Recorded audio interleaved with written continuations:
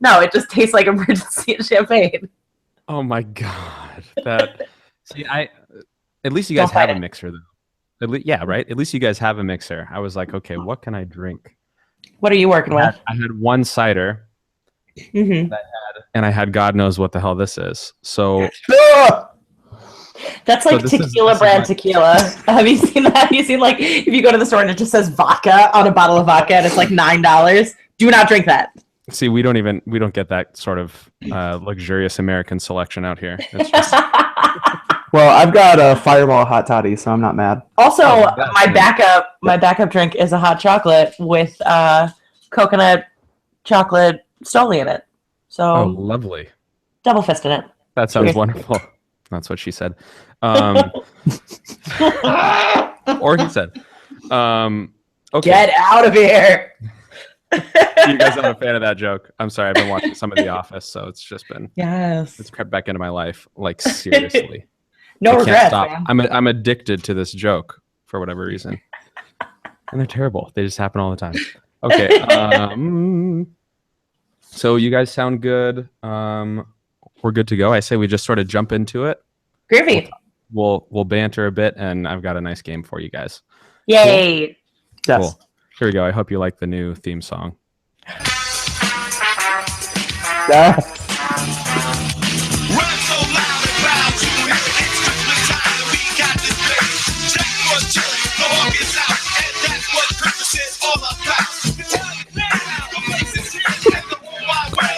I love Beastie Boys.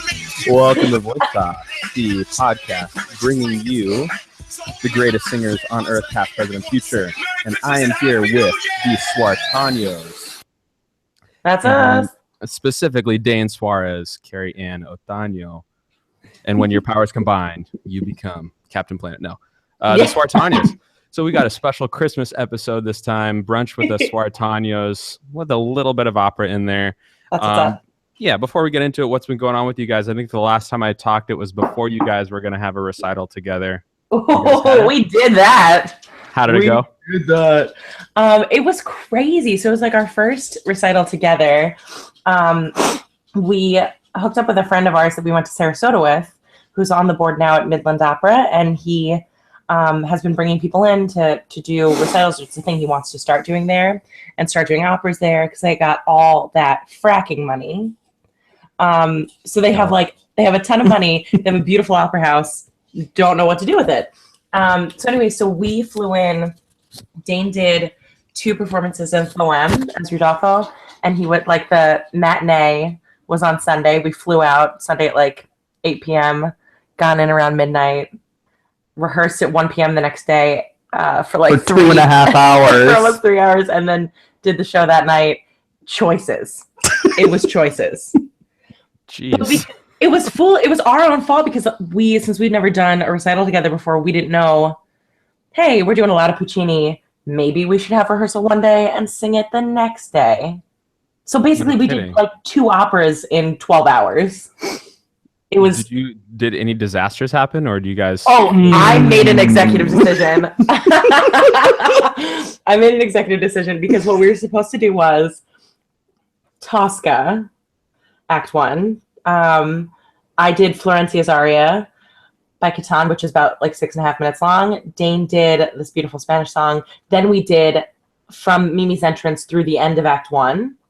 Then we were going to start Act 2 with the end of Butterfly, like the love duet from Butterfly Act 1, before we went into all this musical theater stuff. And we finished Act 1 because our accompanist, the reason we rehearsed for so long was because our pianist didn't know the music. Our sweet dear accompanist was sight reading all of this.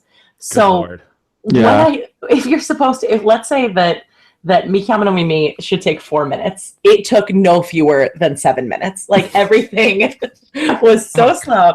So we walked off stage after Act 1 being like an hour and 15 minutes when it was supposed to be about 40. And I was like, we're cutting Butterfly. I'm not doing Butterfly right now. Was the plan to do Butterfly from the Bimba dagli occhi? Yeah. That's a tough sight read for any pianist. Yeah, for sure. Absolutely. And so, I mean, we should have had a rehearsal. Yeah. And one that didn't occur the day of. I mean, she was great. She was doing her best. She was chugging along and really positive, but we just learned a lesson. And then we got our coins. We stacked our coins like Scrooge McDuck, and we got out of there. Nice. Good work. That's what you got to do. You got to do it.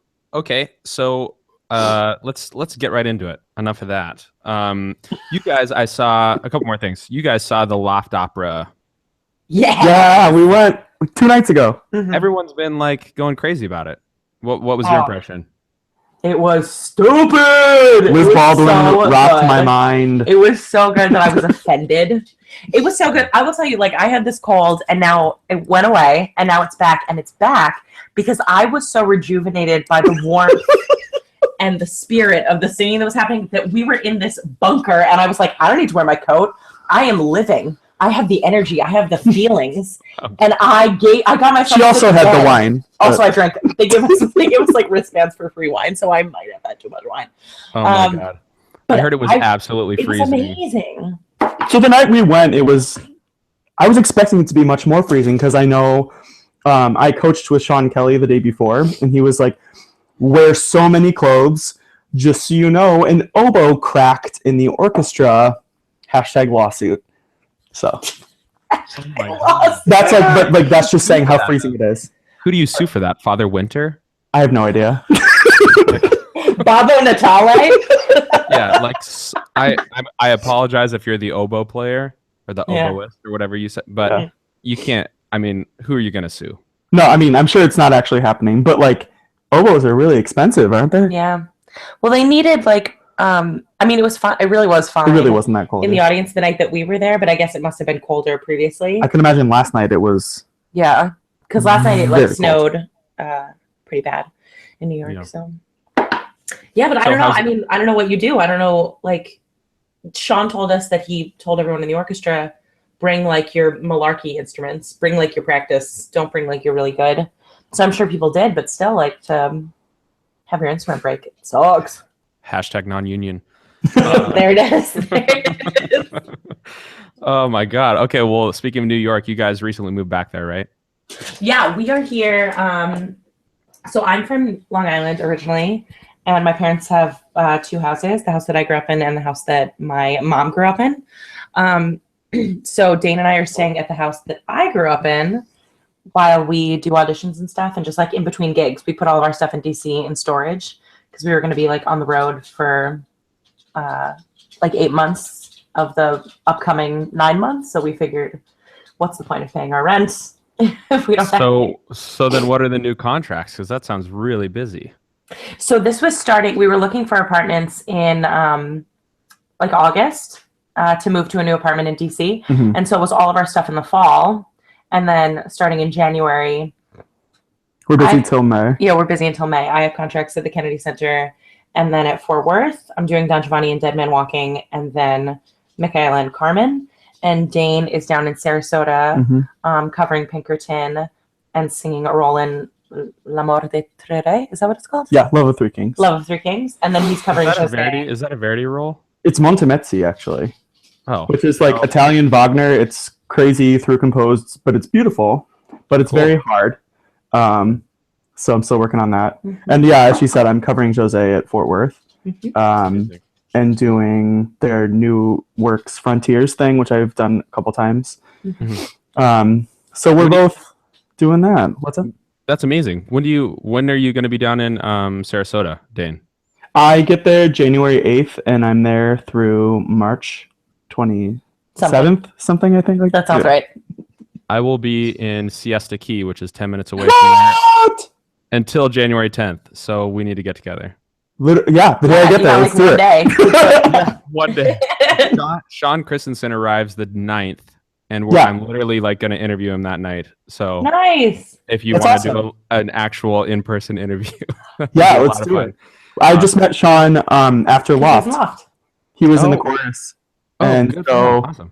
Our friend Emily Geller actually drove Carrie Ann and I and Sean to a train. She's a miracle. She's a miracle human. Good for her.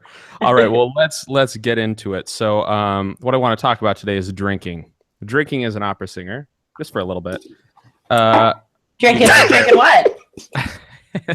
Drinking the devil's juice. Oh, So, all right. so how does alcohol affect your voice? Do you avoid it before performances? Do you say, what the hell? Or are you one of those people that's like, I need a shot before I sing? What a fantastic question. I'm going to let Dane start us out on this one. Babe. So What do you carry in your bag for auditions? Do you want to talk about it? I don't know who's listening, but It doesn't matter. Who cares? Yeah. This is brunch. This is our brunch. If This is our private brunch. So our brunch. more than anything, I just try to keep my life the way it usually is, and so like I'm not gonna not drink. There are often times where I drink maybe too much, and then the next day I sing better than I have in months. So I don't think that has anything. I don't stress out about it. So when you say like maybe you've sung better than you have in months, are you talking like technically it feels really good, or musically you're just super on and sharp, or like all of the above? I would say all of the above. Yeah. I don't know though. I don't want to jinx that. I also want to say that, Dane, you're talking to not a human, a superhuman, because Dane will wake up. We were going to auditions together this past week or so. I get up like 3 hours before. We gotta leave, have some breakfast, have some tea, warm up, real slow in the shower. Dane sings one high C, and he's like, "All right, let's do this. Here we go." So I don't know that Dane's experience is a universal experience. Well, okay, so Yeah. you never know. I mean, I also carry around some bourbon with me when I If you have sing. multiple auditions in a day. If I have a lot of stuff, if I'm feeling a little scratchy, feeling a little Quick shot, Brennan. undercouraged, take a shot, because why not? Yeah. I actually, I found that I was doing a performance one time, and I'm not going to say where, but I was singing something, and I was super tired, and I was going from one gig to another, performing, and it was intermission, and I was like feeling crappy, and had some whiskey, and then I sang literally the best show I ever have. So I'm for it. The best second act, straight up though. That's amazing. UC Bierling died of alcoholism. just while we're on the subject, fun fact. Oh God. No. He didn't actually. You can't die of that, but he died of a heart attack, and he drank all the time. But he, anecdotally, like what some of his colleagues have said, there's a long 3-part documentary. I think it's called Bel Canto or something like that. It's on UC Bierling, and one of the conductors he worked with, was talking about how like he had 5 encores, and between each encore he'd go off stage and be like, "Whiskey, shoot it," and go back on. And he made the conductor do it. He made the conductor do it with him. And so by the end, they were like pissed, like by the 5th encore, So hey, if the greatest of all time does it, then why can't you? Yeah. As Pinkerton says, milk punch. Milk whiskey. Milk punch. Yes. What does he?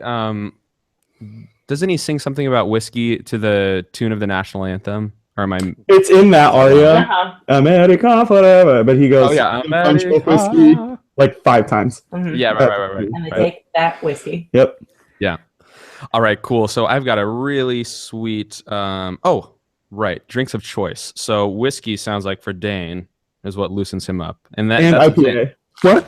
IPA, yeah. Dane does beer. India Pale Ale. You're talking about. Indeed. Mm-hmm. And Also, Carrie, and I know you're all about that wine, but anything I'm all else? about that wine life. So I'm really a big red wine drinker, and then because I've been kind of sick, I'm all about that Fireball and some tea. Good work. What Dane's rocking right now. I love Fireball in cold weather. I used to do like, we used to, do these ski trips or whatever. Mm-hmm. Get all the boys going, do a ski trip, and we'd be doing Jaeger shots the whole time. And then someone showed me Fireball when I was like, I don't know, 22. Mm-hmm. My life was forever changed. My life was forever changed. That cinnamon, it's so good. I was always a huge like hot tamales fan. That's candy, We can't get that shit out here. Oh, excuse me. Oh, I don't care. It doesn't matter. Oh, I remember. I don't care. Oh, yeah, that's right. This is my podcast. I don't care. Yeah. All right. So I've got a pretty sweet game plan for us. So let's get into that. Cool. Great up Jeopardy. All right. That's enough of that song. Okay. So,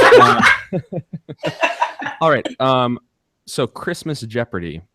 How have you guys been prepping for the season so far? Do you guys celebrate Christmas, Hanukkah, Kwanzaa, all of the above, or none of the above? We celebrate Christmas in the most commercial of ways. We're very like gift giving Christmas. Very cool. In my family, my dad grew up in like foster care. He's very family oriented because of that, because he like wasn't with his family that much when he was a kid. So when I lived in Italy for a year, my family did not celebrate Christmas until I came home in July because they're amazing. So I come from a family that like is really big on gift giving. Dane's family, they do like Secret Santa, and they get each other like really dope presents, but just like you just focus on one because they're 4 siblings and then their parents. Yeah. You guys so have like a price. You guys have like a price rule for the Secret Santa. Is it like everyone 150, something like that. We like try to, but it's kind of like, dude, you can. We don't care. Mm-hmm. Yeah. Nice. So That's normally the last couple of years we give each other like a ton of presents, but since we don't really have Nowhere to home, put stuff. Yep. we're doing more like low key Christmas this year. Yeah, you can get really creative with presents that aren't like physical objects. Yeah. Mm-hmm. You know. Mm-hmm. Like last year, I bought Dane this lovely piano. It's right there. Because I don't play piano. I plunk. Presents. There it is. Oh, she's beautiful. She's so glorious. You couldn't get around the corner. I see that. That was my fault. I tried. Yeah, I tried to peek my head in this window. Couldn't do it. When I was like maybe in 8th grade, my parents bought me a keyboard which was about, I'm not even going to say it was 44 keys. I'm going to say it was about 32 keys. I think it's about 3 octaves. And it had stickers on it for all the letters of like what the keys were. It lights Essential. up. Lights up when you press it. Essential.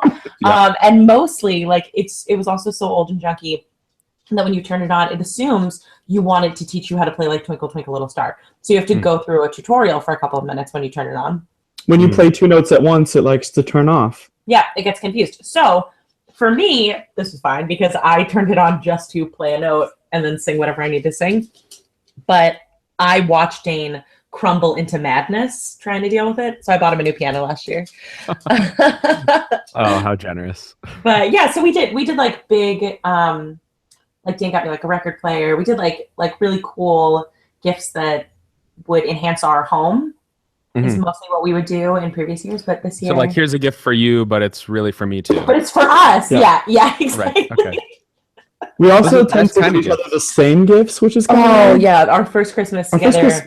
Every gift we got. There was a corresponding gift from the other person, and last year we got each other the same Puggle memorabilia refrigerator magnet. Yeah. Oh, that's hilarious. Exact identical one. Cause that's gross. Well.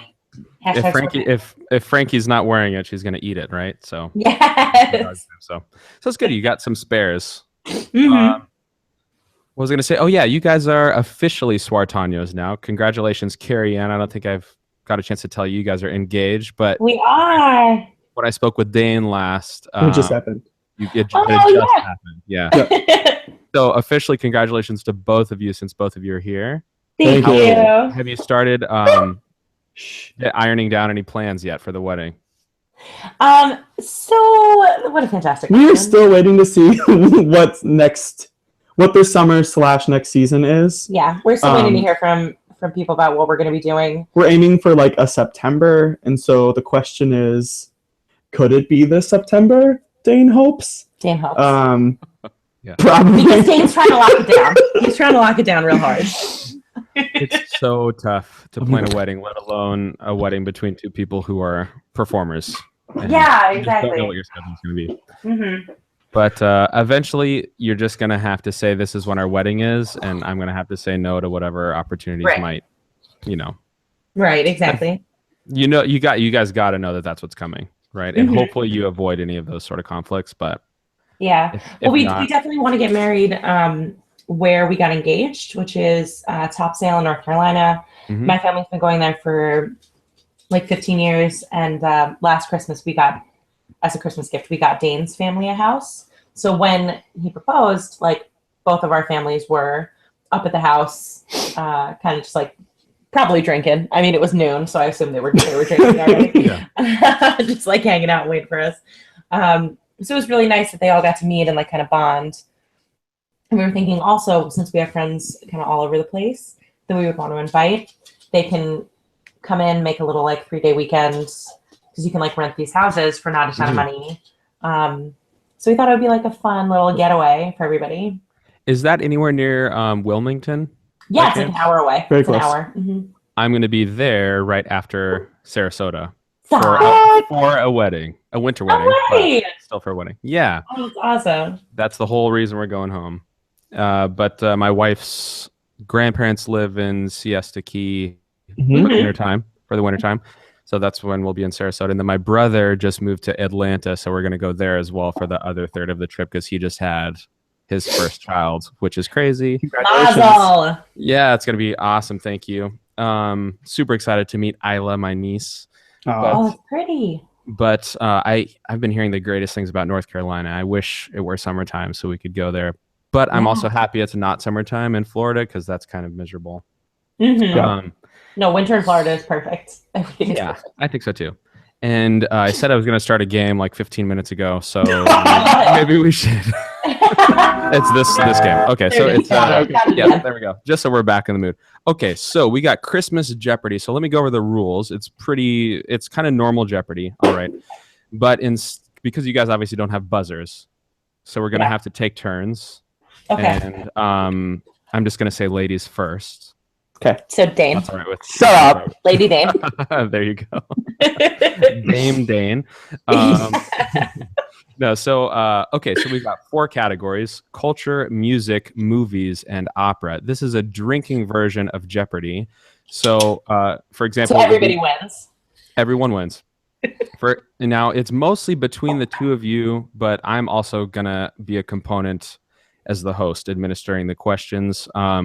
If I stump someone, they'll obviously have to drink because they'll have lost the question. Yeah. If the person gets the question right, then everyone else has to drink Okay. whatever the question is worth. So we have in each category, they go from 1 sip to 4 sips. Okay. If you get the daily double, it's 8 sips. Ooh. All right. That's a hint. That one of the 4 sips ones is the daily double. Got it. Oh. If I stump both of you guys, I'm giving myself candy.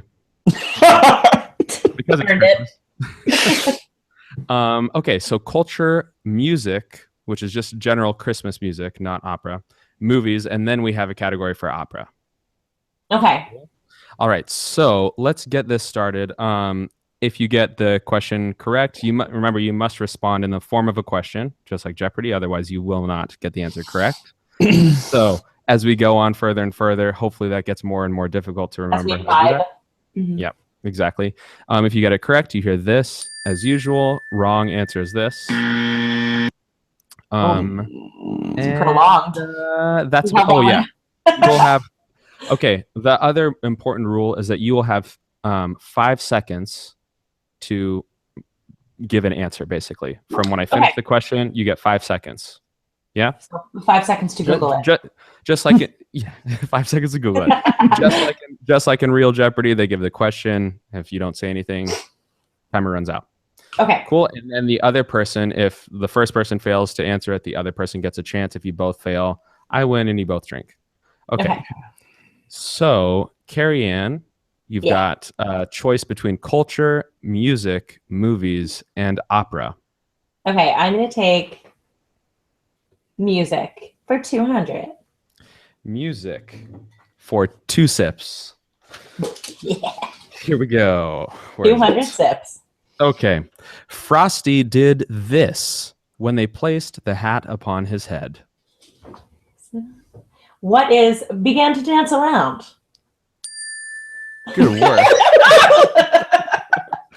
I swear, we just started. I almost forgot to frame the question.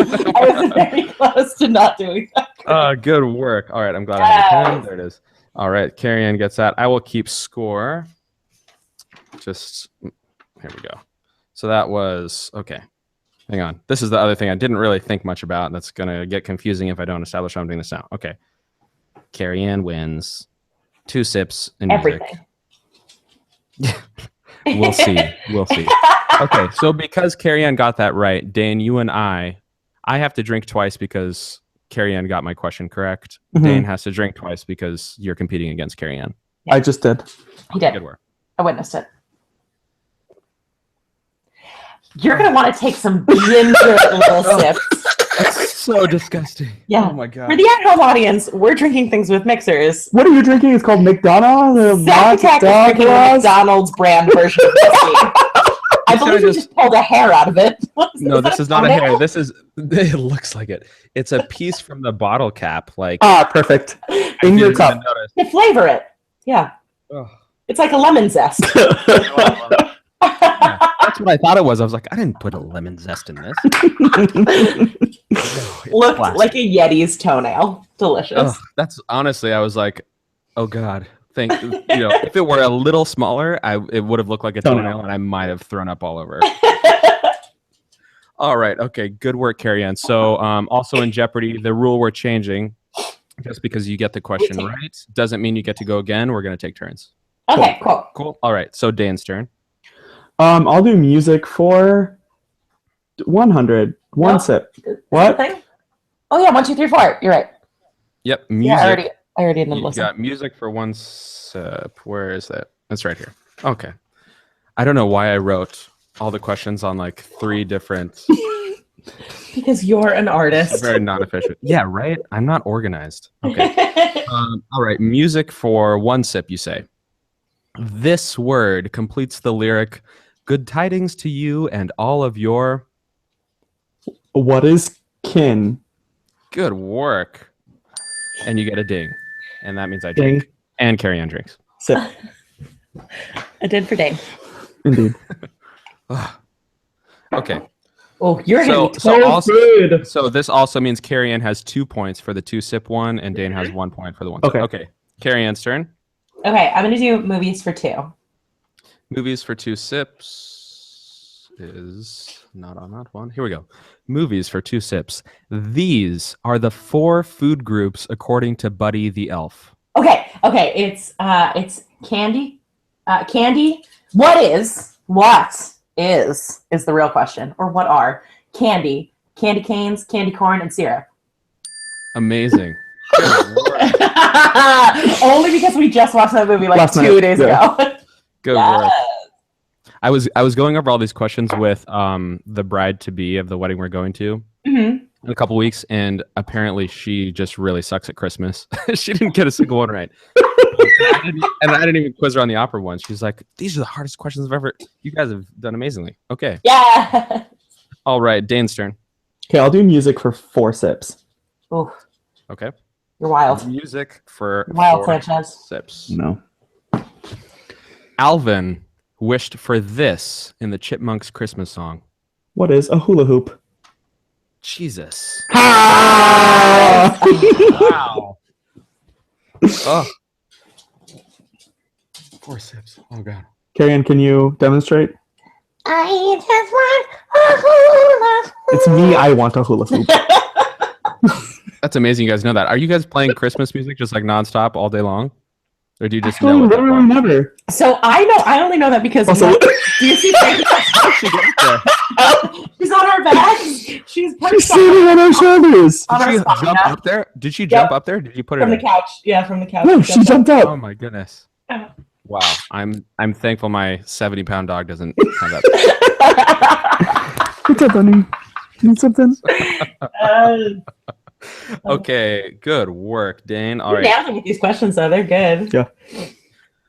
Oh, I know they're good. I Carrie Ann's turn. Okay. I'm gonna take movies for 3. Movies for 3 sips. Where's I'm avoiding that opera category real Oh, hard. they're all right here. Okay. Movies for 3 sips. This is the name of the arch elf in The Santa Claus. Who is my boyfriend Bernard? Wow. Dan straight up loves Bernard. I had to look that up. I had to Google that, and which I felt so ashamed to do. I really can't believe we're doing so well at this. I love it. Just no one's losing. This is except me. That's 3 sips to both of me and Dan. Damn it. Yes. Took him. Again, so you know what it is? You got all these questions from ABC Family. It's called Freeform now. Oh, sorry. What is Freeform? Because these movies have been playing on repeat. Oh my god, that's okay. All right, you guys are in America. That's a slight advantage. We don't have TV out here. I mean, we have TV, but it's not worth watching. I mean, unless I'm going to watch the Santa Claus in Arabic, which they don't celebrate Christmas, so they wouldn't play it. Anyway. Hashtag gotta love Qatar. Okay. Yes. All right. Whose turn is it? Dan's turn. I'm already forgetting whose turn it is. Okay. Go ahead.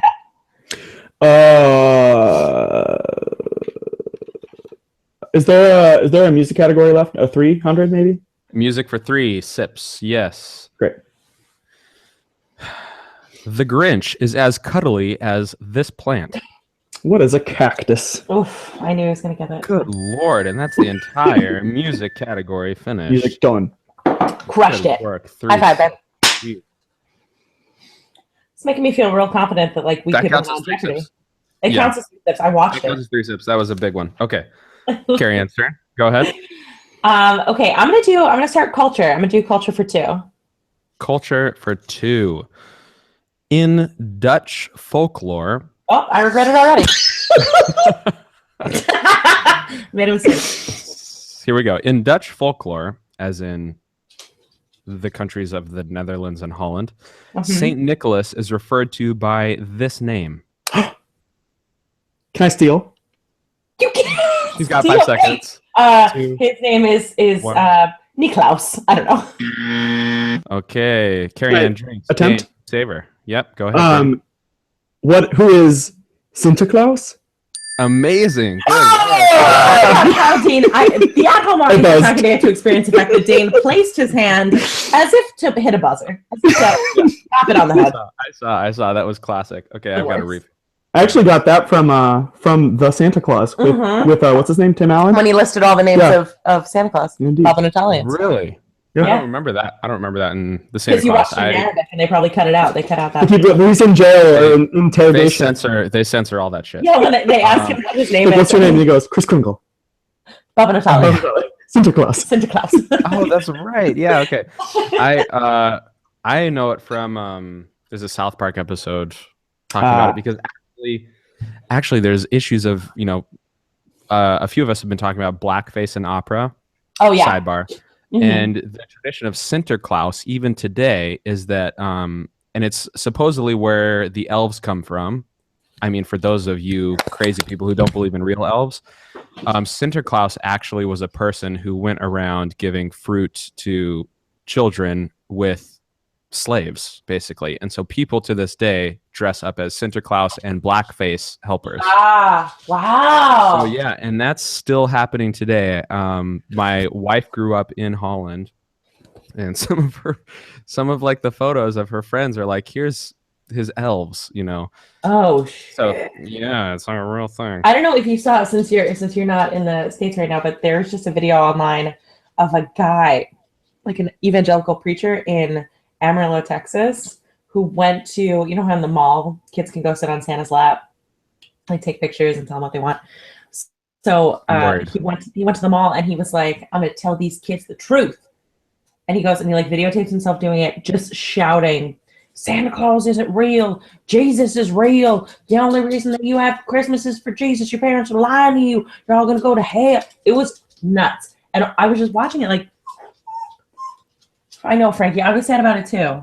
But like, what goes on in someone's head that they think, because so people responded to it and they said, look, they're Saint Nicholas, like, that's a real person. So like going around and saying that this isn't, that this myth about him is not real, but like Jesus is real. Like just leave it alone. Just like let people. I do think what they it's it's just an illustration of when ego gets the better of you. You know, Yeah. someone's so eager to be right, or someone's so driven to just be heard. Yeah. And which is these crazy poor because kids that's they look so devastated. All these kids in line. yeah. What a Grinch. What a Scrooge. All the above. Yeah. Gosh. Okay. Well, Carrie Ann, it's your turn. No, it's my turn again. Oh, because he Right? buzzed. Yeah, Dane buzzed. Oh, good work, Dane. Yeah. Okay. Ah, yeah. I agree. All right, Dane. Get out of here, Okay, Sanchez. may I please do opera for 200? Ooh. Okay. Opera for 2 subs. Question. Are these like Yes. Christmas operas? They can't all be about a mall and the night visitors. Poem also happens at Christmas. Oh yeah, that's true. They are all they all incorporate it Got it. a little bit here and there. Okay. Got it. So you said opera for 2 sips? 2. Okay. In the opera La Boheme by Puccini, just in case you didn't know who wrote that. Who wrote the opera Lava? The character Chonard plays this instrument in the second act. And what note does he play? What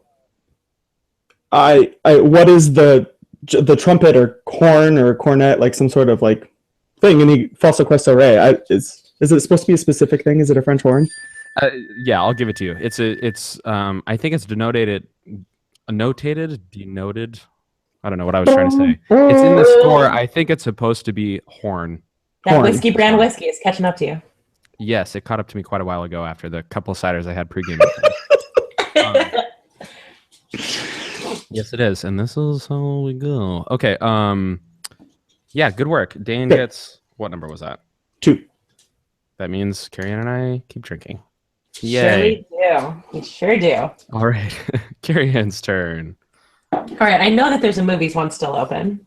Yes, there are 2 movie slots open. You have 1 sip or 4 sips. Ooh, let's give him 4. Let's give the people 4. Feeling real All bold. right. This. I'm feeling like I want to watch my friend black out. Shh. I'm starting to talk, Carrie Ann. Okay. All right. Movies for 4 sips. This is the name of Scrooge's deceased business partner in The Christmas Carol. Okay, who is Marley? Jacob Marley. God. I almost said Bob Marley. I was so close to Bob Marley, Dave. You don't even know. Bob Marley's for a different holiday. In the springtime, Every around year. the 20th of April. No. Yes. Give or take. Yeah. Wow. I had no idea when I was kind of looking through. There's so much Christmas trivia out there, and I was like, "What the hell is this?" And I said it to my wife. She's like, "Oh, Marley," and I was like, "I don't even know what you're talking about." Anyway, apparently that's a thing. But good work, Carrie. You know what's a real thing? The Muppet Christmas Carol. Sure is. We were just talking about watching that last night. I've seen it once, maybe when I was Iconic. 13, 14. It's a great movie. Yeah, bless yourself. Treat yourself to it. I need to. There's so many. Someone was talking to me about the English patient the other night, which I had seen maybe 6 times, and I don't remember anything about it. I need to see it again. You know what? Dean and I just started watching, not Christmassy. We just started watching The Man in the High Castle. I've heard that's really good. It Is that the one about like Japan and Germany? Correct. like they It's won messed World up. War II. Yeah, like the Axis powers one. That sounds crazy. It's nuts. We watched 2 episodes of it last night. I cannot fathom how it's going to last for 2, but it's like 2 seasons they've done. Yeah. Everyone says it's so unbelievable, but it's crazy. Hi, pup. I see your pup in the background. Have a nice itch. Have a nice Yeah. scratch. He's good at scratching himself and licking himself and all the things. Mhm. Okay, he's a guy dog. You know. Yeah, Yeah. he does it. He handles it. Yep. Did you take Dane's 4 turn? steps? Yep. Did I see you take 4 steps? Oh crap. Oh God. Ooh. Good night, lady. I think I'm breathing fire. I Dane's turn. am gonna go with opera for 4 sips. Oh. Don't I say feel it. like this one's not worth 4 sips. I might. Okay. Let me look at these.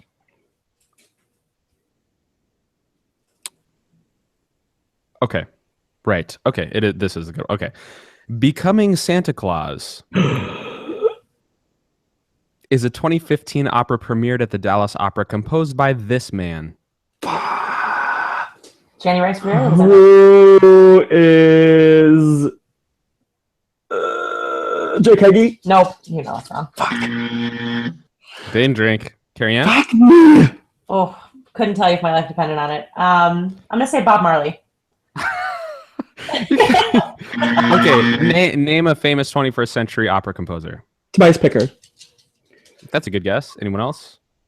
That guy who wrote Susanna. Ricky and Gordon. Ricky and Gordon. That's another good guess, but no. Mark Adamo. Mark Adamo! Yeah.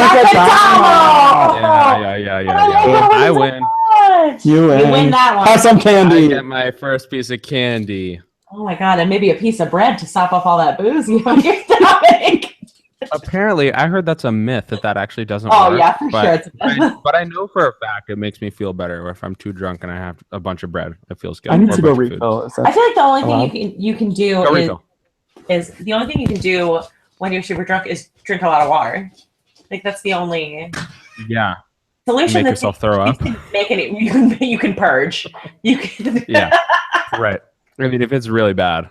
Yeah. Apparently it's some people don't get sick like if they drink too much, and that's a really sketchy situation because purging is your body's way of saying no. How do you learn your lesson?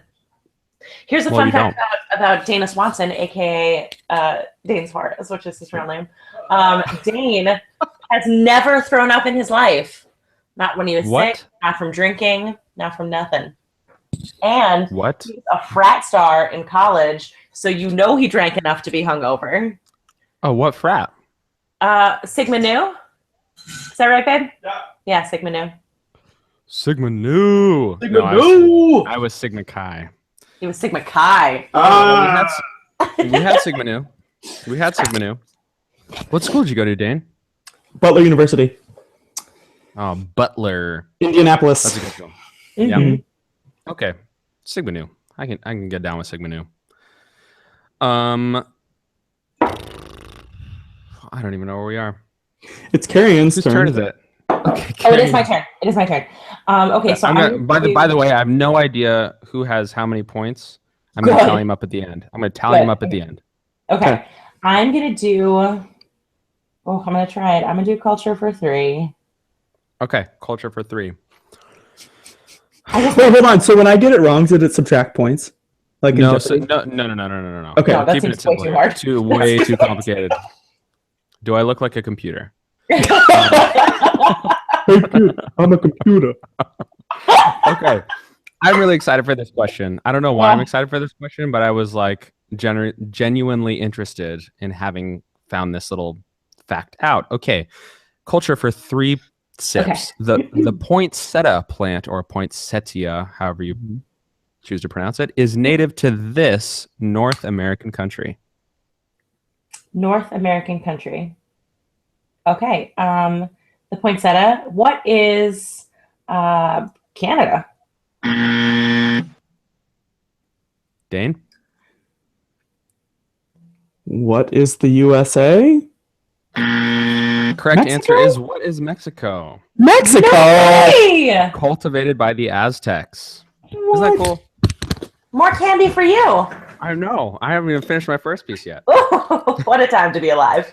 I got to pick a good color. I like green. Go ahead. What candies are you having? I think they're jujubes. I don't know. It's a miscellaneous jar of candy goodness. Oh, those kind. Those are you make gingerbread houses with those. Oh yeah, you do. Yeah. Oh, maybe we should make a gingerbread house. Yeah, I bought Dane a gingerbread house kit the other day that is troll themed. Because another fun fact I collected about trolls as a child is that he collected troll dolls and liked to take baths with them, I believe. Is that accurate? Huh. I think the people need to know. The people want to know who you is, Dane. Yeah, it's not wrong. Okay, who's next? That's what I want to know. Me. Dane's next. Yep. Okay. I'm gonna go opera for 3. We've got opera for 3.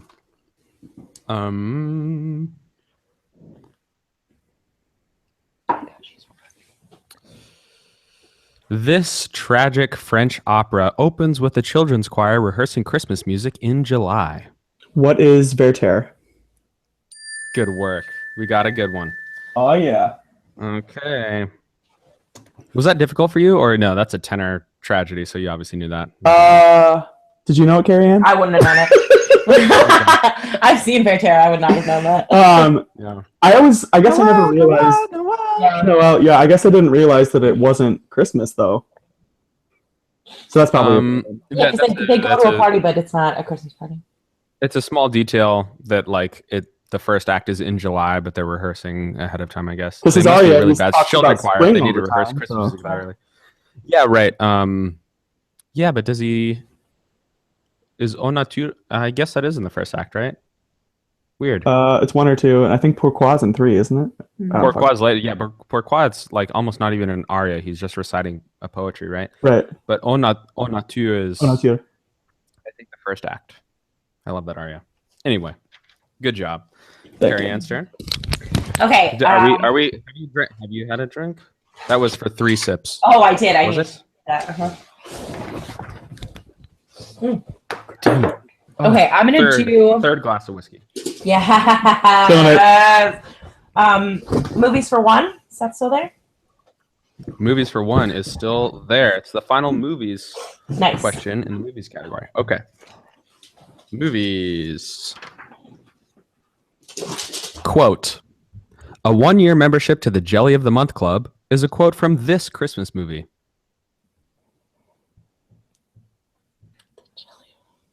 What is Home Alone? Dane? Oh,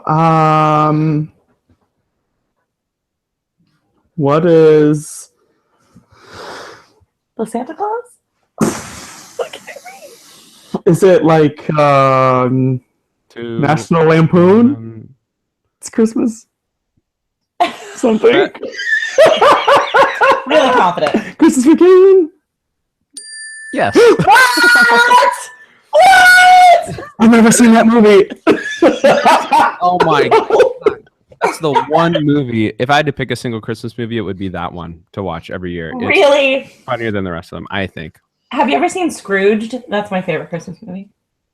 Okay, maybe I stand corrected. Bill No, I haven't. Murray. It stars Bill Murray as Scrooge, and it came out in it's like a contemporary or like 80s, 90s Mhm. version of The heyday of Story, Christmas and movies. it's when all the best ones came out, and it is amazing, and he is amazing in it. And you should Okay, I need to see Scrooge then. Mhm. Yeah. A 1-year membership to the Jelly of the Month Club is he's hoping for. Have you guys really haven't seen this movie? No, Christmas Vacation? You guys, what are you My doing with sister your likes lives? it. Jeez, God, it's like what? Have you seen any of the vacation movies? I don't think so. Are they good? I don't think I've ever seen them.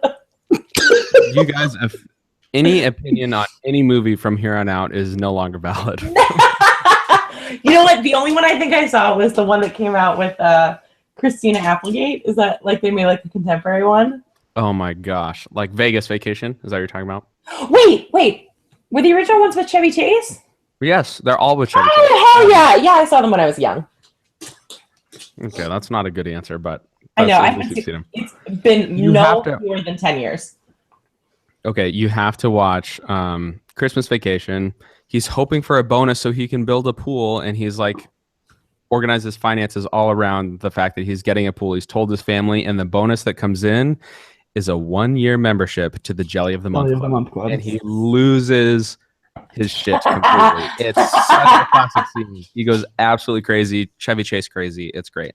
Okay. Okay, so no one got movies for 100. I thought that would. no, be did I not get it? No. Oh, you did get it. Oh yeah, think yeah. you did, No, yeah. I give it to Dan. I give it to Okay. Dan. I'm gonna go for Culture for 400. Okay, Culture for 400. forgot Daily double. All right, Culture for 400. Okay, so you guys will have 30 seconds. You can write down your answer.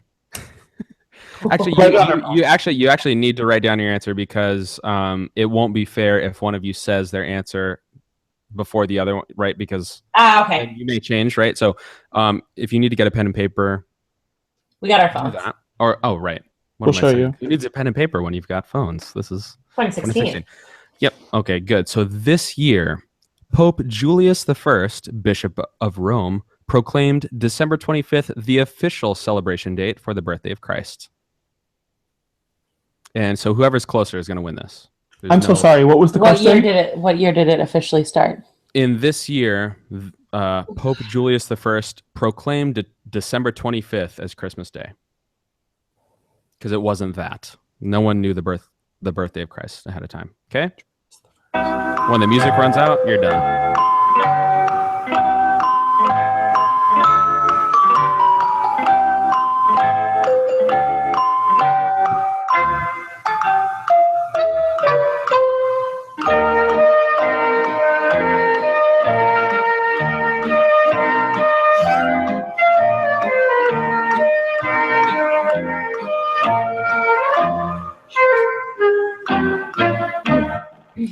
Okay, so since I forget who even asked, was this Dane? Yeah, Dane. Mhm. So since Dane asked the question, you reveal your answer first.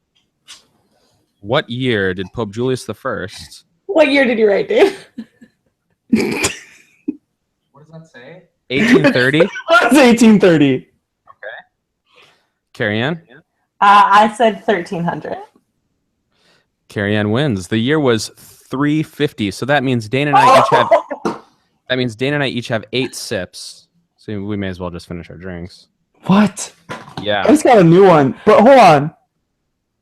350? How does she win? I was closer Because than she you. was closer. Dum-dum. Oh, so I could have put $1? You could have put $1. That was the idea. I said it's who. What who's year? Wait. closer. What year did it happen? Dane writes $1 victory. $1 I don't think would have worked. You could have written 1. That would have been I would've fine. given it to $1 you. doesn't make sense. What what's the Trebek thing from SNL? Celebrity Jeopardy. Celebrity Jeopardy. Oh my god. Yeah. Well, he wrote V. He wrote V, and he Oh, said, yeah, it's actually a number. It's 5, and it really says "suck it, Trebek." Oh god, it's so Write good. any number. Yeah. Well, you wrote the number V, which is actually not a letter. It is also a number. And let's much see did what you wager? wagered. Suck it, Suck it, Trebek. Trebek. Well, damn it. God, I love that skit so much. I gave my computer so love many love. viruses when I was in high school because I would download the audio from the Celebrity Jeopardy on like Shazam or whatever it was. Yeah. LimeWire? Napster. LimeWire, Napster. yeah. Napster. I was Yeah. a big Napster guy. Shazam is an app. That's Shazam not is what an I was talking about.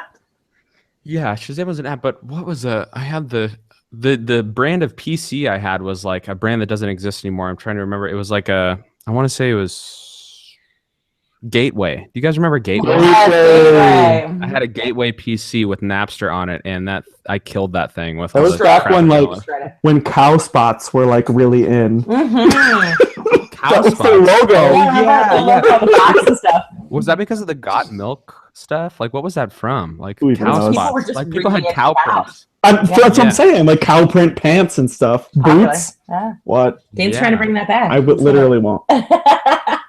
Yeah. That must have been what, like 98 or something like Mhm. around that time, yeah? Mm-hmm. Sounds all right. Killing it.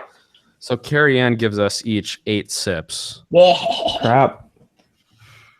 Okay, Carrie Ann gets it. I was doing really well, but now I think you might be in the lead. I think that means I'm gonna win. Yeah. I hate you. We've got 2 questions remaining. Okay. Opera for one. Opera for 1 and culture for 1. All right. I'm gonna do culture for 1. Culture for 1. Carrie Ann Nom nom. goes. Okay. Hey. Hello. Just Frankie getting saucy. Surprised my dog didn't hear that. Okay. The traditional colors of Christmas are green, red, and this. What is white? What is gold? Good work. Shut up, How do you know Dane. that? Like is that from a song or something, or is that just what the colors I'm gonna are? go ahead and say I guessed, but Okay. white would have been my other answer. Yeah. I'm looking at a Starbucks bag right now that is green, white, and red, so I feel like you're lying because Starbucks is the authority on Christmas. And my $30 M&Ms yesterday are green, white, and red. Oh my god! So I was Take it up I'm with making like Google. I'm making this Christmas care package for my goddaughter who's 5, and I got her like a cute little apron and an apron for her. She got like an American Girl doll, and I'm making her like mason jars of cookie mix. And I made her one that's like chocolate chip cookies, and then I wanted to make her one that had M&Ms in it. And I was like, Dane, while you're in the city, can you go to the M&M store? I need a cup and a half of M&Ms. And Dane got me approximately 4 cups of M&Ms for $32. $1 million. What? It's so Jeez. It expensive. was $7 per half pound. So that's how many I got. Is that just Yeah. city prices, or is that just? I think it's just Have you been into that It is. store? Because you get like custom colors. It's You can pick fucking, whatever it's color. weird. It's horrifying. There's people everywhere. Horrifying.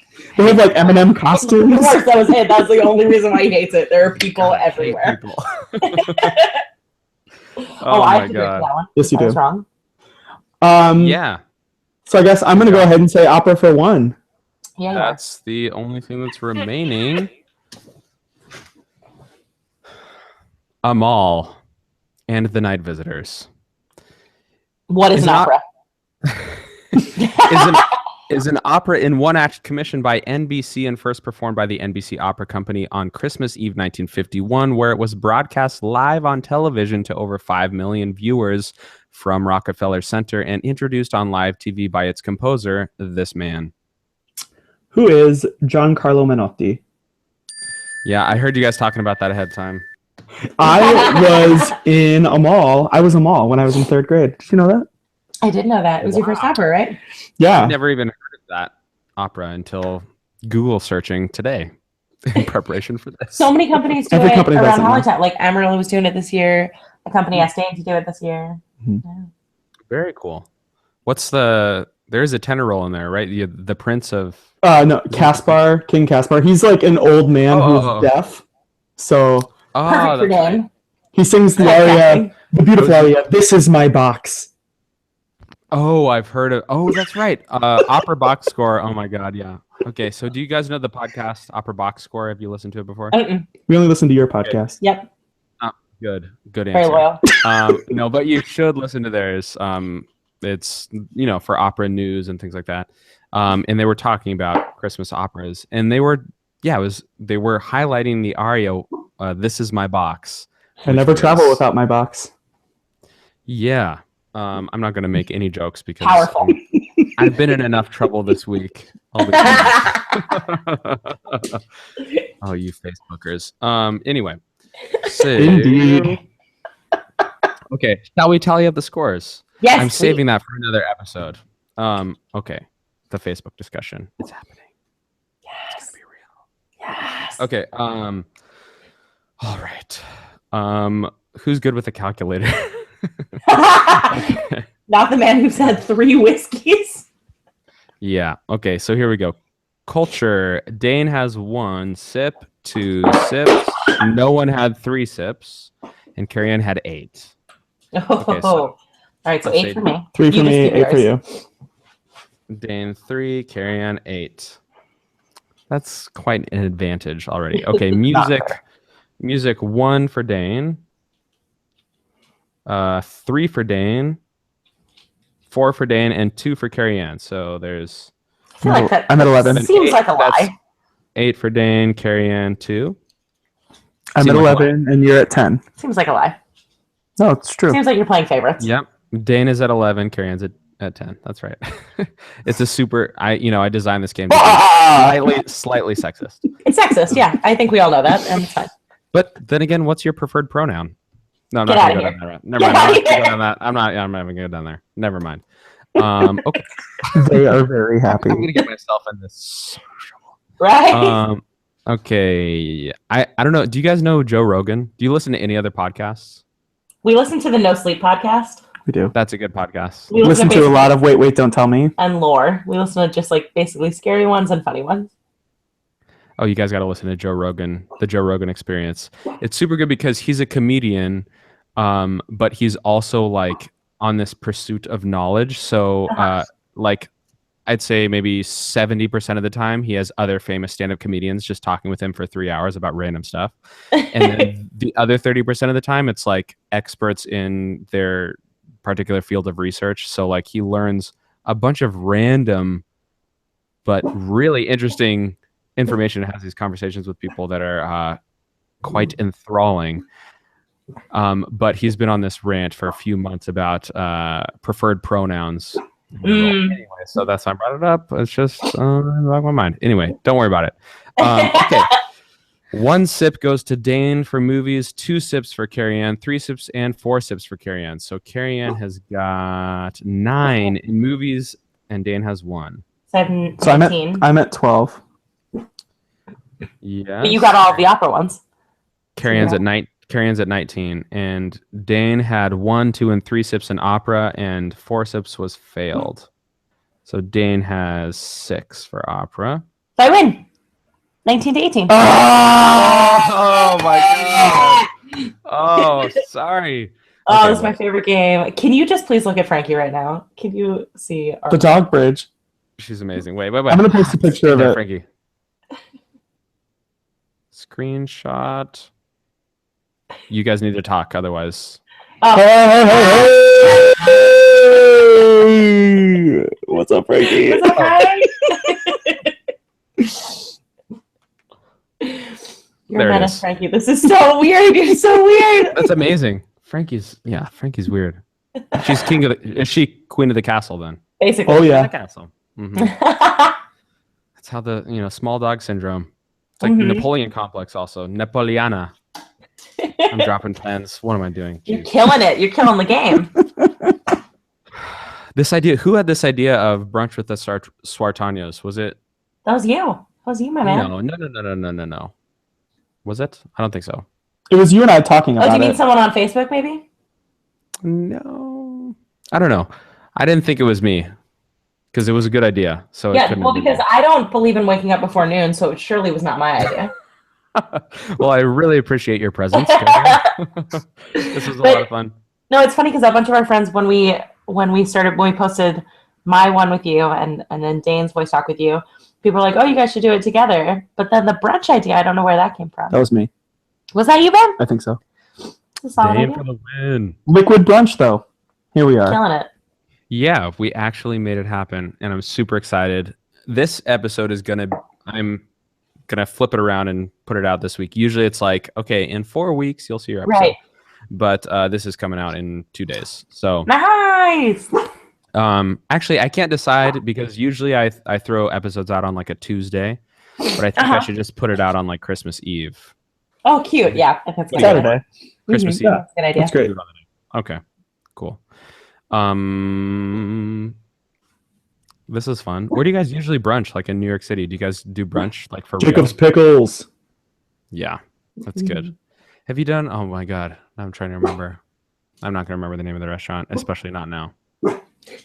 Never mind. I love Jacob's Pickles, obviously. But Dane, what were you like other than Carrie Ann being at Manus? Like, did you have any reason to be in that part of town, or was it because Carrie Ann was at Manus? No, I didn't know her at Manus. The reason that I went there was someone said, "Hey, do you want to go to Jacob's Pickles with me?" And I went twice. Okay, so it's like actually a good restaurant. It's not just a Manus hotspot. Yeah. No, yeah, it was like a place where someone said, "Hey, do you want to go there?" And then the other day, Jamie Barton on Facebook was like, "Where should I go to something in New York?" And I was like, "That's a direct quote. That's literally what she said." And I was like, "You should go to Jacob's Pickles." And like 5 other people wrote it, and then she went there. So no way. I go to straight up. That's awesome. Yeah. That's awesome. So yeah. Famous. Oh my gosh. Delicious. Yeah, it is so good. I'm such a huge fan of like Southern food. They have this biscuits and gravy there, and I think they might put eggs on it, which is that much better. I feel like I got chicken and waffles, and the waffles had bacon in it, and I like with a Bloody Mary, I'm good to go. Oh God, don't even talk to me about bacon. Yeah. Ever since I was always like, yeah, pork's bad for you, and then we came to Qatar where pork is illegal, except for if you buy it from this one shop, and it's the only shop in the country that sells pork, and you have to have a special license to purchase it. We've since become like pork addicts, and that's pretty much the only meat we eat. So I think we might die early. It's also quite common for people to become alcoholics in this country. Because isn't that illegal? It is also illegal. You need a special license to purchase alcohol as well. Ah. But they sell it in select hotels. Mhm. The cheapest beer, like happy hour prices for a beer, is about $9. Full price for a beer, for a pint of beer. A pint of beer. That's what happened when I was in Oman. How long are you guys staying there? Yeah. When were you in Oman? We're here the next couple of years probably. But when were you in Oman, Dane? I was in Oman in 2012 with Castleton's Bohème. That was when they were bringing in all those people to the Opera House. And like Glimmerglass Glimmerglass went to, no way. They did their carousel there, I think. We saw Werther at the Muscat Opera, or the Royal Opera House, I think is what it's called in Muscat. Yeah, Royal Opera House. And they brought out the entire Vienna State Opera Company there. And it was They incredible. have so much money, but rather than like doing their own productions, they bring shit in because they're trying to like advance tourism, I guess. That's what they were told us. Yeah, I think because supposedly they don't have that much money, like natural gas and oil are running out, and a lot of these big companies have been leaving in the last 10 years or so, and apparently it's equally cost effective to just bring out an opera production from somewhere, the whole orchestra, chorus, and cast and whatever from Europe. It would be a similar cost as to hiring like a full-time chorus and orchestra and so forth, because they don't have full-time. They just have the venue, and then they bring in the production, and then the next production, whatever. Right. And they don't do, it's not all operas. It's like they do a couple of operas a year, but they also do like an Alicia Keys concert with just her with no band or something. Or like, there was like a Jesse Norman recital around our time, and like I feel like Roberto Alagna or someone like that. Like, yeah, Diana Damrau just gave a recital there last year. So they get like the biggest names in opera, and it's I think it's like 1,600 seats. Like it's incredible. It's a beautiful theater. It's unbelievable. It's so cool. And so that's our jam when we're out here. We've been to Oman twice for going to shows, which is super cool. But we had friends that live there, and they've since moved, so I don't think we'll be going back there because we're trying to do budget travel, Sarasota. Sarasota. See you there. And sorry, what was the reason you guys went there? My grandparents, my in-law grandparents, my wife's grandparents live there in the wintertime. So they live half the year, or they live like 3 or 4 months in Siesta Key, which is like 10 minutes from Sarasota. Oh, sorry. No, I meant why did you guys move to where you're living now? Oh, good question. My wife was randomly recruited. Okay. Let's get the story. So I was at Manus, and I had been dating my wife for like 5 years, or dating my then girlfriend for like 5 years. And we had met in undergrad, and we had dated for 3 years or something when we were in LA. And then I got into Manus. I went to New York, and her mom had then since moved to Chicago. So she moved to Chicago and got a job in Chicago to save money by living at home and working at home, whatever, in a field called medical simulation, which is a very new field that she, their family friends were in. And she was a biology major. And so they had said, we need technicians for this job, come interview for it, whatever. So she got a job, and it was at a really good hospital, North Shore Medical Center in Chicago. And, we were talking to each other, like, what's the plan after Manus? Like, I was not seriously contemplating auditioning in Europe but that was in the back of my mind. Like, maybe I'll go to Europe. And, she was like, in simulation, it's a new field. They have it. It's popping up all over the world. What if I go to China? Like, who's going to win in this sort of battle? And I was like, well, if your opportunity is greater somewhere else, then I'll go there and I'll figure it out. And if my opportunity is greater somewhere else, then I think it should be the same, elsewhere. And literally, I think the next day after having that particular conversation, she was recruited to a place called Qatar for this job on LinkedIn. And neither of us knew what Qatar was. Like, where's that city? Like, we didn't know it was a country or anything. And, so we looked into it, and they obviously, to get Westerners out there, they have to make it worth it. So her salary is like pretty much double what it would be in the States.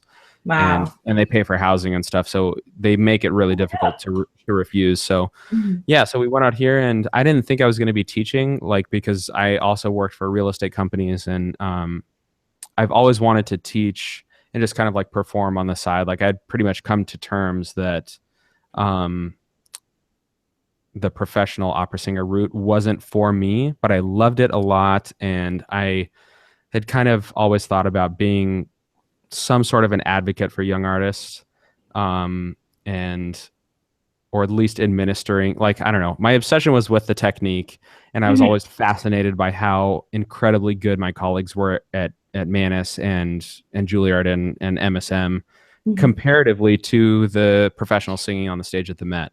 And, you know, going to Met shows all the time, and every now and then you sort of wonder why, you know, the so-and-so is performing this role when they're past their prime or whatever, when there are so many incredible singers who could do it, you know, better, right? That's sort of the name of the game. But, you know, people pay their dues and they get to certain situations. Anyway, there was always a thought in the back of my mind, like, I wanted to do something to help young singers make their way in professional world. Not like this podcast is really it, but it's just been a project for me that's been fun. And I ended up teaching here because once we got here, we realized the law, which was a very recent law, because it's a monarchy here, like, they just say, this is the law today, and that's how it is. It's not like there's parliament where they have to go through the bureaucracy or whatever.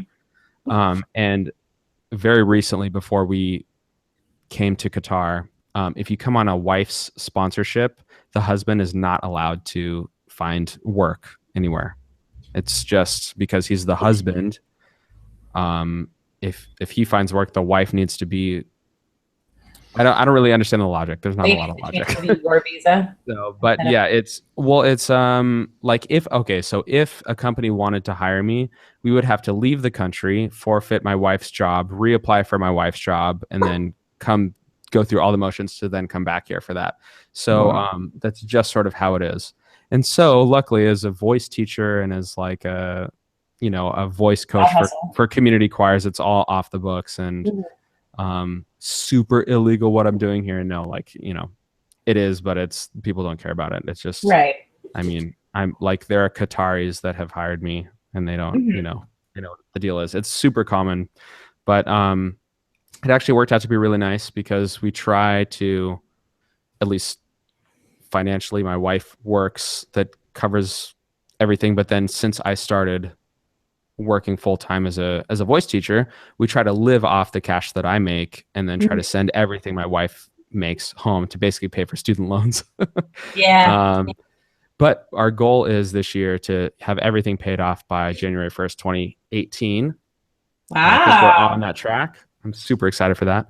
But and we're able to do cool travel because we're in a crazy part of the world that is close to impossible places from California, you know. So That's awesome.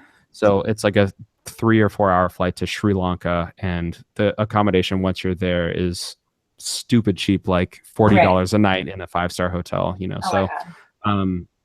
So that's why we post all these pictures of, like, you know, yeah, we're going to Sri Lanka or we're going to Thailand or whatever. Like Bangkok is a 5-hour flight from here.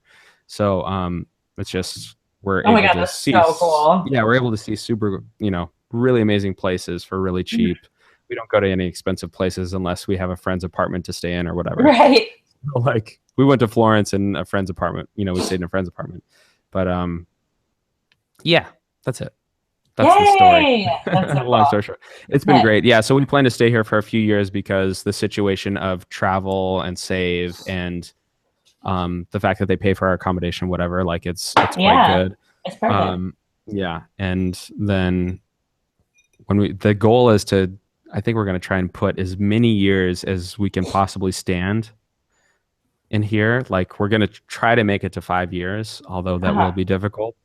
But if we make it to 5 years, then theoretically, Valen might be able to retire, and then it would just be me, and I would go into real estate. And my dream is to, like, do residential real estate sales and marketing, like, for my own operation, and then have, like, maybe 5 students that, you know, just for my own fulfillment, just to teach the students, because my obsession again is, like, with the technique of singing. Right. I feel like I'm capable of being an artist, but like teaching people to be artists when they sing is not my thing. Like Sure. I can teach people to sound pretty, and Mhm. that's what I love. So, anyway, enough about me. Yeah. This is what happens when I drink. I get super selfish and You get egotistical and stuff. excited about your life and telling people about it. It's cool. Wait, what time is it there again? 8:22 p.m. Mm. And it's, what is it for you guys? Noon? Noon Noon. 22? Noon 22. 22. Noon 22. Yeah. No daylight savings here. So it was actually, there was a week of confusion because there was no daylight savings here, and I was scheduling interviews with people for the podcast, Uh-huh. and they were all wrong. Actually, you guys may have gotten some of that, but like you guys today, and then someone tomorrow, Monday, Tuesday, and Wednesday. Mm-hmm. And I was an hour off for all of them. So it was really, really Who are you frustrating. talking to next week? So tomorrow I'm talking to Mary Hollis. Nice. Right. So she was, yeah. And then Sunday I'm really excited for. Wait, tomorrow's Sunday. Yeah. Monday I'm really excited for because I'm doing two of the founders of Chicago Fringe Opera, which is like the Loft of Chicago. Yes. And then I'm doing Letizia, Mm-hmm. Liana, and Kirsten of Loft / Bear Opera. Nice. So all of us are going to have a conversation together. Oh, that's awesome. Are they all like together in New York? Yeah, so the Bear Opera people apparently are together in New York, but regardless, Google Hangout supports up to 10 people calling in. Oh, Wow. sick. Yeah, so wherever anyone is, it'll be fine. And logistically, having everyone on their own track, it'll be good for me editing everything. But I'm really excited for that because Loft and Bear have been getting so much publicity for doing things so right, Yeah. And I think part of that is because New York has such an incredibly rich crop of singers and talent. Not only singers, but also directors and coaches as well, collaborative pianists and stuff that are looking to be conductors. The production and directing of this Macbeth was amazing. It was really good. Nothing was stodgy. Everything was like, no, it was like world class. I they had this like somehow found a way to like use really cool projections and stuff too on the walls that like, but you didn't even know they were there until you looked and it was like, what the fuck was that? And it was like a little creepy child running across the wall, and like it was so badass. It was good. Amazing. It was, and the space was incredible. I really want to talk to them because it wouldn't be that much of an investment to. Well, if one of them is listening, it's not that much of an investment. It's like maybe $1,000, which yes, it's a lot, but it's worth the investment because you get so much in return. To get a video switcher, which would enable you to just like set up GoPros around the place, even if you just had 3 GoPros, and you could broadcast it either live or at least have the whole thing filmed where you could just kind of switch between which picture you wanted. But a live broadcast where you could, sell a ticket for $1 online to people who couldn't be there, and they just pay $1 and they watch the whole thing. Right. Like that would be incredible. And I think that that's probably where the future of these sort of boutique opera companies are going, especially with like the Met Live in HD, sort of paving the way for that on the grand opera scale. But like especially for these smaller companies, they need to have some sort of streaming online solution. And that would be. Incredible. And of course, there's no replacement for being there live and hearing the voices live. And that's what should be emphasized, because there's no matter how good your microphones are, even if you're recording on a $20,000 microphone, for example, like Jonas Kaufmann's voice sounds completely different on a microphone than it does live in the house. But there are so many voices, especially big voices, that they just don't record the same as if you hear them live. And it's so important to hear these voices live because it's such a different impression. I often equate this to an Olympic sport, like going to watch a gymnastics or going to watch track and field or something like that, and the best in the game. But you can watch those things on TV and it's sort of a similar impression, if not a more intimate impression, but it's the opposite in opera. You want to be there live if you can be. And it's not like that in pop music. If you're there live, you're still hearing them through a microphone and stuff. But Yeah, exactly. But the acoustic experience you get through a live situation is so much more than even the greatest microphones and the greatest visuals you can imagine, through a screened type situation. Yeah. But I still think that that's probably the way forward for these smaller companies that only have, room for 300 or 400 people in their maximum, Left Opera. So it'll be a good conversation to have between Chicago Fringe and the Bear Opera people who were also formerly Loft Opera people as well. I'm so sorry. Frankie is currently sitting on my head. I can't. It's amazing.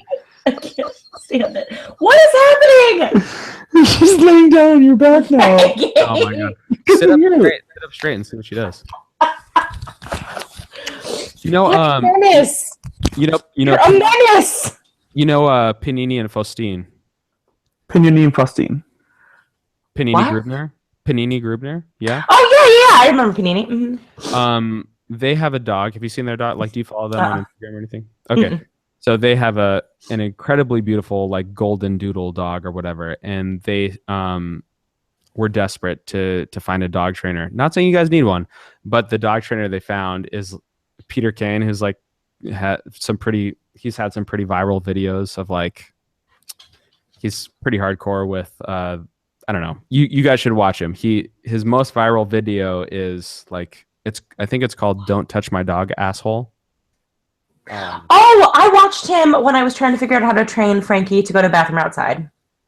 I watched his stuff. Mm-hmm. He's good. He's super, like, anti pee pads and anti treats and like tell the dog what to do. The dog is in a human world. Like, don't whatever. So apart from Frankie climbing us like a mountain lion, I don't know if there's training against that, because that's the weirdest shit I've ever seen in my life. No, I mean, I would be afraid because he would probably be like, throw the dog across the room or something crazy. But yeah, he's really intense. He's pretty intense, but he's quite funny and actually refreshing, and it looks like all the dogs really love him when he does. He doesn't abuse the dogs or anything like that. Yeah. But he's definitely doesn't play around. He doesn't play around. He's like, if this dog puts a paw on my couch, I'm gonna lose my shit. That's kind of his style. So I don't know. There's definitely something to it, because when he makes a video every single day, so he's like a daily vlogger. And all of them are about, like, the dog being perfectly obedient without treats or anything. He doesn't lure them with treats or anything like that. And they're all wagging their tails the whole time. So you gotta, but I think Panini was talking to me about it and was saying, like, he's such a weird guy. Like, he's really weird with humans, but the dogs just think he's like the alpha wolf, like, no matter what, and he just got this connection with dogs that no one else has. And he said, even when I got my dog, she was so much better than, because he left his dog with Peter Kane for like a month and then got the dog back, and the dog was so much better, but still compared to when Peter was working with his dog versus when he was, it's like, like completely different. It doesn't compare. But anyway. I was gonna say, there's this comedian, speaking of being the alpha dog, who in town, so there's this young comedian who did a stand-up special. Oh my god, it's just showing me, I'm enraged right now because it's just showing me a movie with Renee Zellweger, who is relevant.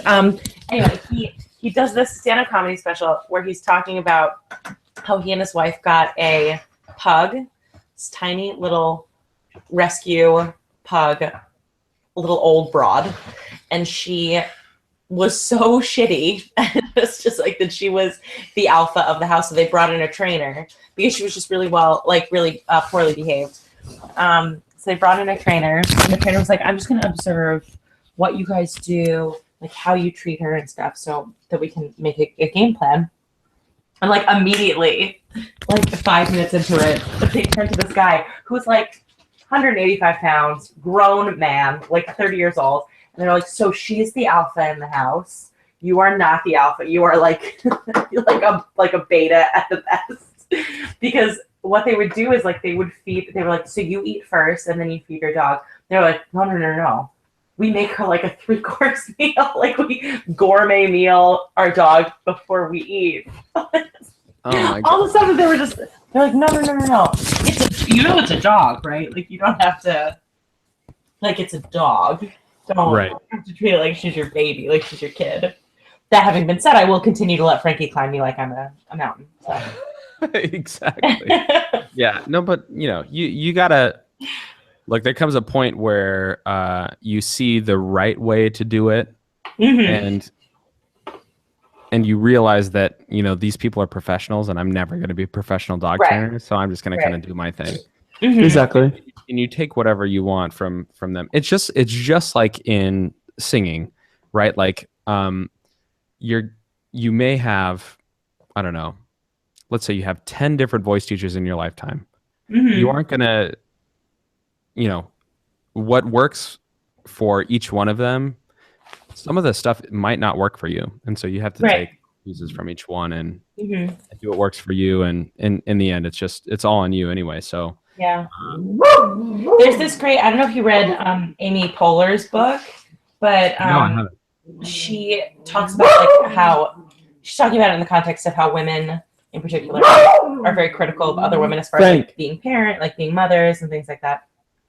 But I think it's very applicable also to like what we do. That she adopted this saying instead of, how, okay, if let's say two mothers are talking, one of them's like, well, I couldn't breastfeed. So I, gave my kid the bottle of milk, and the other one was like, oh, I never could have done that because breastfeeding is so important. But it's brave that you did that or whatever, it's like very condescending. And so what Amy Poehler adopted in her life is that she says, good for you, it's not for me. Good for you, it's not for me. About everything, about like roles that people take, about the way that people educate their kids, about the way that people punish their kids, about all the stuff. And it's really important, I think, as singers, if someone tells me, I can do a shot before I go on stage, good for you, it's not for me. You know what I mean? Like that doesn't work for me. That's great that it works for you. Yeah. And I just think if we all looked at life a little bit more like that, we would have less douchebags in the world. I agree. It's like, stop worrying about what other people are doing. Yeah. And just that's be a great positive. that you found a way to get through it. You know what I mean? Exactly.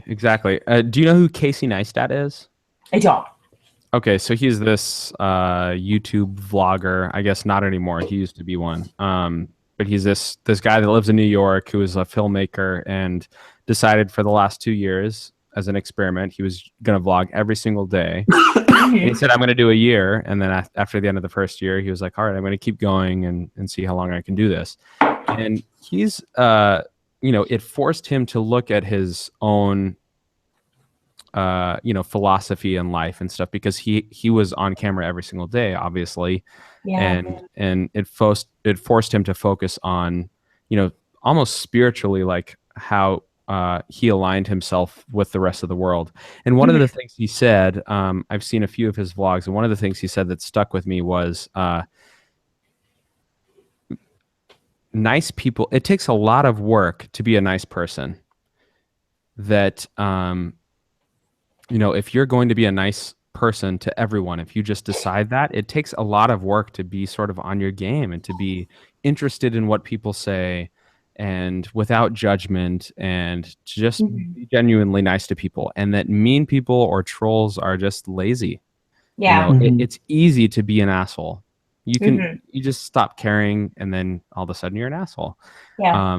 And so he said, even if people, a lot of criticism nice people get, when you have the New York versus, or the East Coast versus West Coast, right? Yeah. Now, I know I'm biased because I'm West Coast, and you guys might be biased because you're East Coast. Yeah. But you guys are nice people, versus there are a lot of New Yorkers specifically. The stereotypical New York. Yeah, the stereotypical New Yorker versus the stereotypical Californian. Right. The stereotypical Californian is fake nice, and the stereotypical New Yorker is too honest, mean, dick. I'm Midwest, so yeah. And then okay, there you go. All right, okay, it makes sense. Dan's Midwest, right? So it makes sense. But his point was that he's from New York. He's lived in New York for 25 years. Sorry, he's not from New York. He's from Connecticut, but he's lived in New York for 25 years. And he's his point is that even if, the criticism of people who are fake nice, at least they're doing the work to go out of their way to be nice to you versus someone who's just so lazy that they're just going to be honest, Yeah. And in every religious doctrine, whether it's Judeo-Christian, Islam, Buddhism, or whatever, it doesn't say to just be nice or to just be truthful. It says to be both at the same time. So the balance between truth and grace is a big deal. That's beautiful. So yeah, it is, right? So I think it takes, when you're being nice, don't be hard on yourself. Right. And when you're being an asshole, I think is when anyone can be an asshole. I don't even know what we were talking about this, but like, but anyone can be an asshole. Probably Facebook. yeah, no, okay. I try to keep that as far away from my mind as possible, although that's coming up. We're not going to talk about that tonight, but one of my best friends is this guy Tim Bruno, who is at WNO with me. He's a bass, super talented. So, as far as like one-on-one, like being a friend, he's an incredibly selfless, wonderful friend. But it's a conversation we have all the time about how nice I am to people, like just in life, that I am always like, I would rather assume that everybody is lovely. Like the thing is, if you want to be nice and truthful all the time, people are so complicated. There's something good about everybody. There's something good about Donald Trump. I struggle to see it at this point, but I know that there is something good about him. Yeah, so it's just a question of like how you choose to like see the world. And exactly. Yeah, exactly. That's a great point as well, as like with someone who's seemingly so destructive, especially to our art form and the way that, typically when we think of it as opera singers or as artists to support the arts, Donald Trump is not the first thought that comes, the first savior that comes to our mind. Or Sylvester Stallone, who I believe is exactly around the arts. Exactly. But it takes a really strong person, an influential person to have the mindset of, obviously this person is, if the person is angry or whatever, there is a good side to everyone. Right. I think I don't think inherently bad exists. Yeah. I think that everyone's trying to at least have a pleasant life. And because of that, they're going to try to be good in one way or another. So it's such a difficult thing to navigate because whatever. But getting into politics, whatever. I almost don't want to do that because it exists on all sides, and yeah. It's terrible. And I know I'm quite outspoken on Facebook and whatever, but the only motive I have on Facebook is just to be, truthful, because I feel like a lot of people are sort of pretend that, nasty politics don't exist in their sort of like on their team, but I think it sort of exists everywhere, and it's important to acknowledge, because the only way to get to the other side of that is to acknowledge it, face it, and realize that it's there, and don't stand for that crap. I think an important thing in politics that we've seen so much in this like election and everything is this idea on both sides that it's us versus them, and I think realistically, it's not us versus them. Realistically, what everyone who is in this country, everyone who is conscious and voting and thinking, we all want the same thing. We all want like our kids to have a better life. We all want to be safe. We all want financial security. We all want to live safely and healthily in America. We just have different ideas of how it's going to be achieved. And I think that what you do and what's important, Dane's eating a 2-gallon bucket of popcorn right now. I just want you to know that about him, America. So jealous. It's important that we are humans on both sides of the aisle, that we realize that no one on either side is infallible. No one is right 100% of the time. We have to call each other out when it's false on both sides of it, and not just not just make the other side the villains and we're the heroes, because that's not the case. We're all just people, you know. Yeah, I absolutely agree with you because there's so much of this like blanket statement thing going on, and the majority of the time we have people in the morally correct way pointing out people in the morally incorrect way as making these blatant statements, and insert whichever side you want to. Yeah, on both sides. In that situation, but it happens on both sides where people are just saying all of these people are bad or have been bad for my situation, either in the past or are today. And a lot of that is relevant, but it's relevant on both sides. And there's no it's not like there's one variable that if we change that life is going to be better. There's hundreds of variables. It really sucks. And I've been I've been outspoken on Facebook of being a previous sort of like libertarian who's been sort of enamored by the Bernie Sanders movement. Right. Which there's a group of us out there, but and I don't think I don't think there's any right way. That's just a reflection of what I've been. But I think the important thing to take from that is that you need to be open-minded, and so many people have been so closed-minded to everything, and just the fact that we have this reality TV star as our president-elect, eventually you're going to have to face the music. He's our president, or is going to be. I mean, I guess depending on the results of the slight chance that the Electoral College will vote for someone else, but I don't think that's going to happen. But if that happens, then sure. But assuming the fact that he's going to actually be our president, we have to be able to cope with that in one way or another in a healthy way. Yeah. Where we aren't just sitting there being like, where we aren't just sitting there like being like, life could be this, or the grass is always going to be greener, of course, but. Or saying that like 60 million people are bigots, you know what I mean? Like that's also not a solution. Exactly. It's just like hating the other side. Yeah, exactly. Because that's amazing you point that out, because we've spent the last 18 months talking about how one side talks about however many million people are illegal, immoral, gay, loving, whatever, so and it's who decides those things. So it's just, I think if everyone has an open mind, it's we're all going to be. We've had terrible presidents in the past, and we've had incredible presidents in the past, and even the incredible presidents have done some really terrible things. Absolutely. On both sides, and in the end, the president isn't the entirety of our government. We aren't a monarchy, so he's picking some crazy people, and it's going to be quite scary for a while. But at least from my vantage point, but in the end, I'm not really worried, because I think we have a decent system of checks and balances, and I'll always fight for what I think is socially responsible and whatever. But I don't know.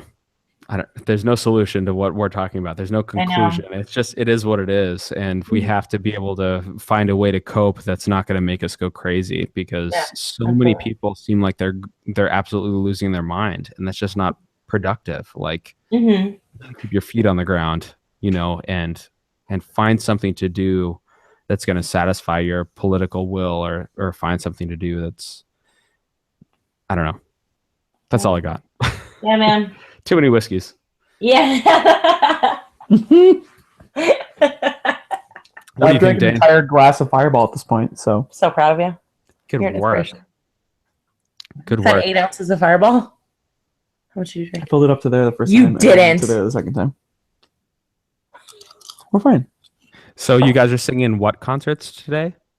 Oh my god, I can't even pronounce words. God, I should probably just sign up. So Dane has an audition tomorrow, but we have the whole day off today. I think we're going to go to the store. I want to get stuff and make a frittata, I thought audition season was over though. Like everyone's like, audition season's over. It basically is. Dane just has Martino Arroyo on Sunday. Martina Arroyo, what are you doing? Your auditions are too late. I know. They have auditions through February. Jeez, what are Fucking you? weird. But they pay you now, doing? so it's time. Really? Yeah. For every position or what? Between 500 and 2,500 for a role. No shit. Yeah, and they're doing Carmen, and so I'm trying to go do it. Because you've done it. Because I've done it, and like I could use a review in the Times. So the Carmen you've done before, how many have you done? Have you done one? I'm getting more champagne. Like a full Carmen. Yeah, I did Carmen at Aspen, and then I did Tragedy at Memphis. No, but you're doing the Bizet or the Bizet is Martina Arroyo, right? Correct. And they're also doing Skiki Swore, which like I've done Renuccio. I don't care to do it, but I will do it. I don't think they'll cast you as Renuccio. Yeah, that's fine. Quite bigger. Yeah. Your voice is so like consistently any recording that's out there. It's not like there's a lot of people who have multiple recordings out there. You hear like, oh, okay, this is maybe this is a heavier day for them, or maybe this is a lighter day for them, or whatever. Like your voice sounds the same. Yeah. Regardless of all the recording, it just is there. It's so consistent, and for a tenor, like that's incredible. Yeah, the hardest thing for me is mostly, like I can't use any record. It's awesome. I can't use recordings from my phone because somehow my phone doesn't pick up all my overtones, and so I tend to sound bad. So like, it sucks when I want to just make a new recording, and like listening to my lessons, listening to my coachings, like it's hard. But no, but it's crazy though, because like at least in this, you talk about overtones and what microphones are capable of picking up. So, which I was... You probably know more than I do about it, but... Well, I was pleasantly surprised in researching at least like this microphone that I use here, which is a really common... It's the same microphone that like Robin uses on the Howard Stern show and has used. It's the same microphone that Michael Jackson recorded the Thriller album on. Whoa. And it's a really common... it's like the microphone... There are two microphones basically in the world of broadcast radio. This is one of them. And then there's another one, whatever, the RE20. And this is the SM7B. But as far as frequency response, so what microphones are able to pick up, there's no microphone in existence that will ever pick up the impression of an opera voice in an opera house. There we go. Accurately. It just doesn't exist. But what I found is that at least anecdotally, myself, because I secretly record every opera performance I go to, as I slur my words. Stay with me, audience. So I've seen Jonas Kaufmann and Werther twice at the Met. Awesome. I saw a dress rehearsal and an actual performance, and I recorded both of them. And from where I was sitting in the balcony section or whatever, I felt like it was actually quite accurate to what I was listening to as a person. Nice. And it's the iPhone recorder is good. I think the problem exists when you put a microphone in front of someone's face. Yeah. An opera singer is not meant to be heard Up close. less than 50 feet away. Correct. If you think of like if you're on the front of the Metropolitan Opera stage, there's 50 feet between the front of the stage and the first row, right? Because of the pit that's between you. It's just like a violin. Like if you listen to a violin up close, I don't care if you're a name, insert incredible violinist. I don't care if you're that person. It's not going to sound good if you're right next to them. It's going to sound great if you're 20 feet away from them. Sure. But if you're standing right next to them, it's just going to sound like a shrieky, whatever, what a violin sounds like on its worst day. And I think that's the same way that we train our voices to be heard. We aren't trained to sing into a microphone. We're trained to be heard, 1,500 feet away, especially for the over an orchestra, right? But it's not even the volume. It's just the fact that we're trained to be listened to aesthetically 1,500 feet away. Totally. The greatest fans are in the top balcony in the back, right? Because that's where sound travels. Sound travels up and then it goes that way. So if you think of the Metropolitan Opera, for me personally, I've sat. I haven't sat in every balcony. I haven't sat in the bottom balcony, but I've sat in the one just above the bottom balcony, whatever it's called. Not the family circle, but the one above that. And then all of them going up, and then or I think the family circle is the one in the way back above the it is. balcony, right? Whatever they're called. I've sat in every balcony except for the royalty, right? If you're a king, you would, right? Not the first one, but every one up above that. And I found the best sound is all the way in the back. I heard oh geez. Why do I gotta start dropping names when I'm not capable of dropping names? I love it. I respect it. Sandra Radvanovsky. Thank you Yes. very much. Oh, we saw her do We saw her do Tosca. When? It was my first thing I saw at the Met. Maybe Carrie 2 Ann and years I ago? were third row, 2013. Yeah. I saw Tosca. Amazing. And I saw her- she blew my mind. Yeah, she was amazing. Right? I saw her do she hosted the Met National Council auditions for I don't know 2014 or 2013, something around there when I was a man. And she sang Pace Pace, right? From La Forza, I think from Forza, right? Yeah. Forza. And it was after all of the contestants had sung, and you were like, oh my God, the contestants, they're great. I like this one. I like that one, whatever. Their voices are this big. Their voices are this small, whatever. Yeah. She sang at least 5 times the volume of the loudest singer on there. Yep. I mean, I'm about to piss my pants, and I think I had a similar feeling that day. But I remember her, like, I was like, oh, this is great. Oh, this is great. Oh, this is great. And then time stopped when she sang Visidarte. Yeah. Like, Incredible. it was the most spinniest, quietest pianissimos I've ever heard that just cut through everything. And I'm like, but it's so quiet, but I can still hear it, and it's still going. And like, I've never heard an ovation for as long as I heard that. It was amazing, wasn't that? It was. Her voice is so unique because it's hugely like voluminous. It just as far as just sheer volume, but she has this really tight, spinny vibrato. It's not a wobbly vibrato. It's a tight, small amplitude vibrato, and it's absolutely incredible. And when she for me at least, when she sang that Pace Pace, I saw her in Macbeth also in the following season, but when she sang that Pace Pace, I was like, and this is the difference between a world-class singer and a absolutely.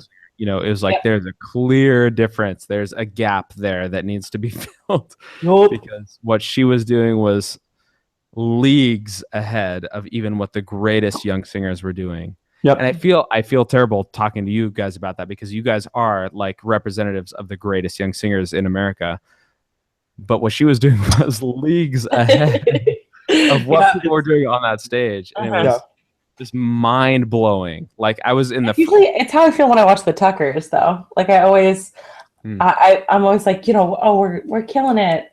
We're doing great. Whatever, me and my group of friends. Dude, Tammy Wilson this year. And then I watch that and I'm just like, it's unbelievable. It's unbelievable. It's at a different level.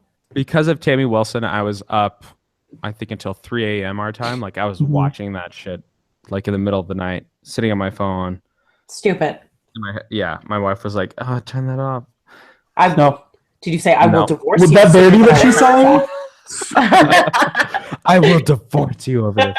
No, she was, I was, you know, you got to find that you learn very quickly after being married, the things you can, well, you guys live together. I mean, at least we didn't live together before we were married, just because we were in different cities and so forth. But I mean, I'm sure you guys know the same thing. Like when you live together, you learn what you can and cannot get away with of what you would otherwise, right? Like you're not going to start blasting some opera at 3 a.m. Because it's a live stream. You're like, oh, this is worth it. You know, this is history. No, I mean, she understands its history. And actually, I gave my wife her first voice lesson from me the other day. Oh, it was great. It was great. And she came out of it and she said, oh my gosh, it's so much easier than the way I was singing. I think she knows what to tell me though, to like, you know, fuel my own ego as a teacher. Yes. But it was fun. It was fun. That's awesome. Because she's motivated. She's like, you know, it'd be super cool to like send out a Christmas card where we sing a duet. And I'm like, that would be so cute though. no, but you know, we wouldn't be the first to do that. And you guys, what duet are you guys singing for your Christmas card? Let's thrash it out. I pretty firmly believe in not singing, which might be a weird thing because I'm a singer. But That's not a weird thing. I was like talking to people about this recently, especially with the holidays and everything, people going home, that people's families always ask them to sing. And people asked us to sing at our engagement party. At our engagement party, multiple times, people asked us to sing. Pressured us. I had been drinking. That's no surprise. For no fewer than 3 hours by the time the party started. This being said, so my family's very musical. My brother plays guitar really well. Super well. My dad plays drums. My sister does she actually studied voice, but does a lot of like folk singy stuff now. Mm-hmm. And they're really freaking good. And they were like doing their thing. So there was already entertainment happening, and they were like, "Come on!" No, we're not gonna acapella sing Butterfly. No. But Dan, you can sight read piano, right? I don't care. I don't care. You could at least Okay, so there was a piano Okay, so here we go. There was a class at Manus. There was a class at Manus called like Piano for Vocal Majors or whatever, where we were supposed to be able to play basic piano parts for our students. You know what I'm saying? Uh-huh. So like you couldn't do that for the butterfly duet? Dane can literally play the butterfly Dane duet, can play it like properly. I believe you can. I don't need to though. I believe you can. But like while you're singing, do you play while you're singing or? I do. He accompanied. We did a Jason Robert Brown duet in our recital, and he accompanied us. Yeah. Yeah. It took me maybe 18. No, I'm just gonna say 24 months to play Debussy's Beau Soir and singing at the same time. Beautiful. Which has never worked. I don't think I've ever done it successfully one time. Which has never worked.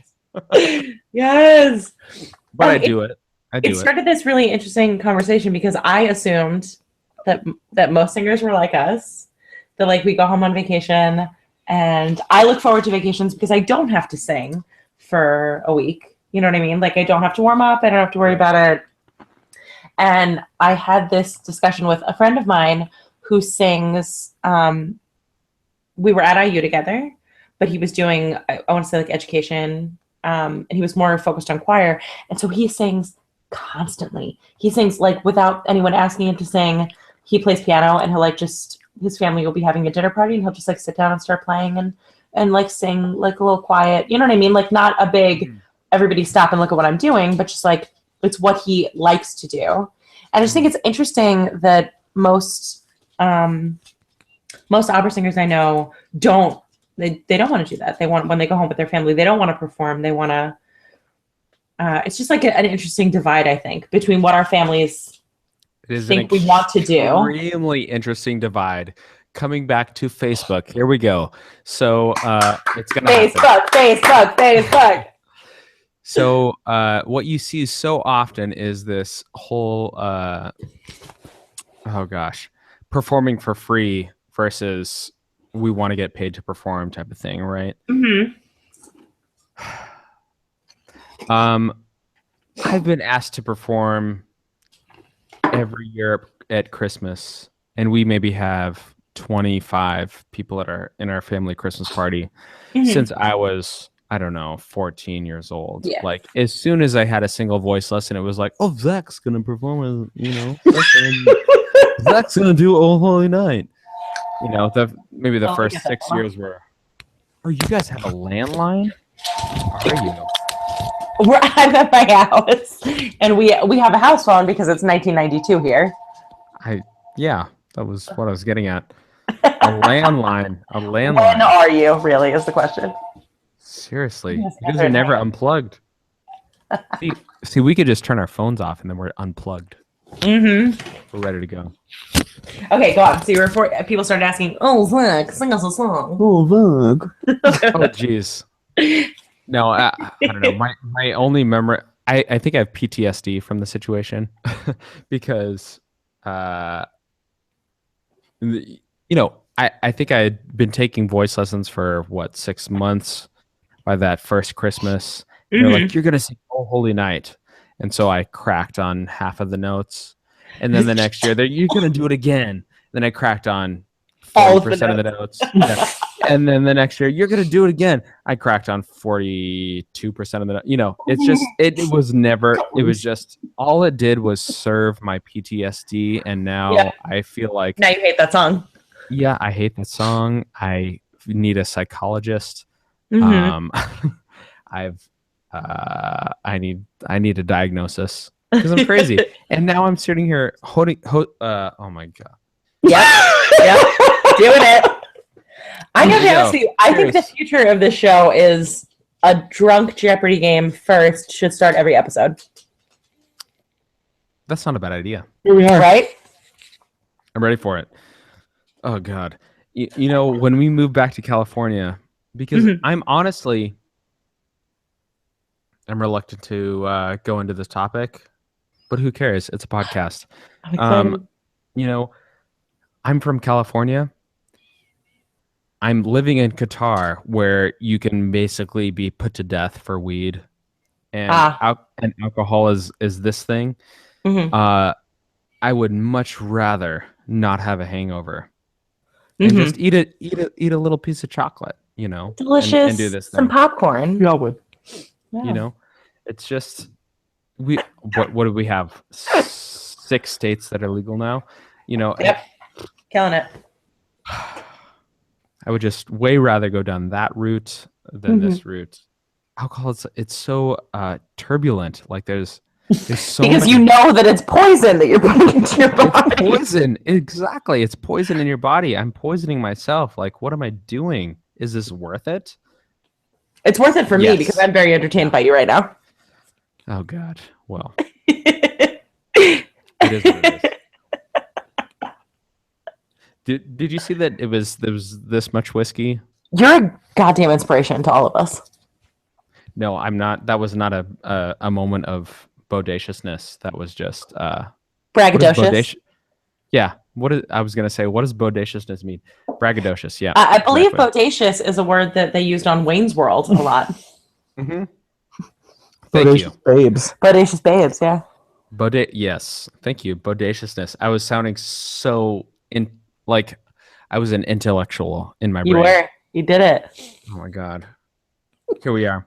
Do you remember the time that Donald Trump said not to sound braggadocious? Do you remember that? He just said that in one of the debates. Because people were saying that he only uses like literally 3-letter words. Like he's so dumb. Well, that was good for him. The next debate, he just threw in braggadocious, and everyone was like super califragilisticexpialidocious. Oh my God. Where are we today? The next 4 to 8 years are going to be quite interesting. I don't want to get into it because I can't even formulate thoughts. Because we've been having such a lovely conversation. So why ruin it? Yeah, exactly. What are you guys doing for the rest of today? Are you guys just chilling? You're not going to actual brunch because this was brunch. Your brunch is over. We brunched real hard. But since I've been drinking champagne, I have those brunch flavors in my mouth because we haven't eaten anything, which is why Dane's eating popcorn it's literally the best popcorn I've ever had in my life. Just pop in from Indianapolis, Indiana. We stopped in Indianapolis on our road trip and had like a tiny little bag of it. And I was like, I don't care how much money this costs. I spent $50 on this 2-gallon bucket of popcorn. It's the best popcorn I've ever had. I want you to know. Sucker. I want you to know that I have no regrets at all about this choice. $50 on a bucket of popcorn. Listen to me. You couldn't do it yourself. No one could do it themselves. It's dusted with crack cocaine. It's the best popcorn I've ever had in my life. All right, well, fair enough. We got the indie mix, so it's like cheddar and caramel popcorn. It is Stupid So good. they don't use cheese dust. They use like actual blocks Like of cheese like to make the real cheese popcorn. Good It's lord. really good though. next time that you are in the States, we will meet up. We will get drunk and Bring this on. we will eat this popcorn, and you will say thank you, Carrie Ann. You were right. I was wrong. I want you to practice saying thank you, Carrie Ann. You were right, and I was wrong. Thank you, Carrie Ann. Just get that monologue ready because that's what you will say when you eat Okay. this popcorn. You were right. I was wrong. Thank you, There it Carrie is. Ann. There it is. Darn. Nailed So it. meanwhile, Well, we're gonna eat something today, but that's about it. Yeah, so I think we're gonna. It snowed yesterday, but it's not like crazy bad outside. So I think we're gonna go up to the grocery store and come back here. Yeah, I want to make Nice. breakfast food. I want to make a frittata with like lovely chorizo and bacon and like potatoes in it. That sounds Nice. wonderful to me. That sounds incredible. Tater tots. Tater tots, Dane just Um, whispered tater tots because he's not a fool. He knows what he Yeah, wants. He knows I what his agree. body wants. Tater tots are great. Mhm. Well, I think we should end it there. Frittatas and tater tots. Let's just end it. Let's just end it here because I'm no. That's You done. probably shouldn't drink anymore. I'm done. Take care. This has Happy been Christmas. lovely. Happy brunch with the Thank you. suartanos. Merry Yes. Christmas, everyone. Happy holidays. Happy holiday. Happy holidays. Peace. Peace. Bye, dude. Bye.